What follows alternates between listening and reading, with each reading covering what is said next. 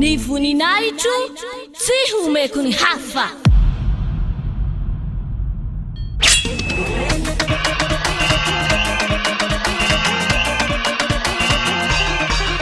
Quatre mars, fête bien YAHOSHUAH.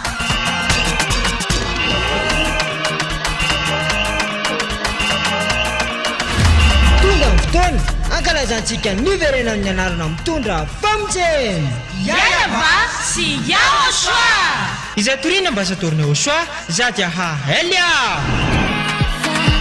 YAHOSHUAH no deraina tsaloatra mamiara ny tsinjaka kaza miafafaro rehefa midera ny YAHOSHUAH dia tena fifaliana be. Ny tena goavambe no sady tena mahafaly dia ho avy eo mihitsy YAHOSHUAH ilay niteny taminao hoe aza manota intsony, aza manota intsony.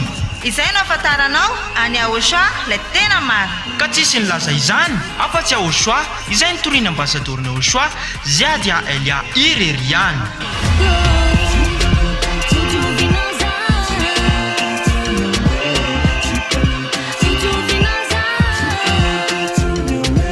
Ny faevatra ny volana martsa ho avy zao ary tena fety be manetriketrika Ety amin'ny fohy be mifanjakana YAHOSHUAH AMBOHIDRAPETO ANTANANARIVO MADAGASCAR.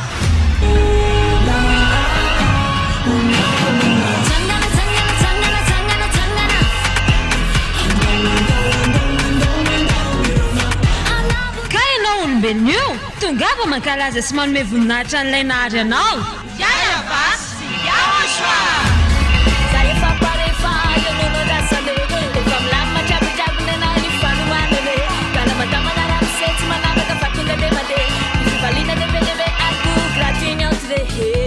Tongava daholo YAHVAH amin'ny faefatra ny volana martsa ho avy zao. Azadino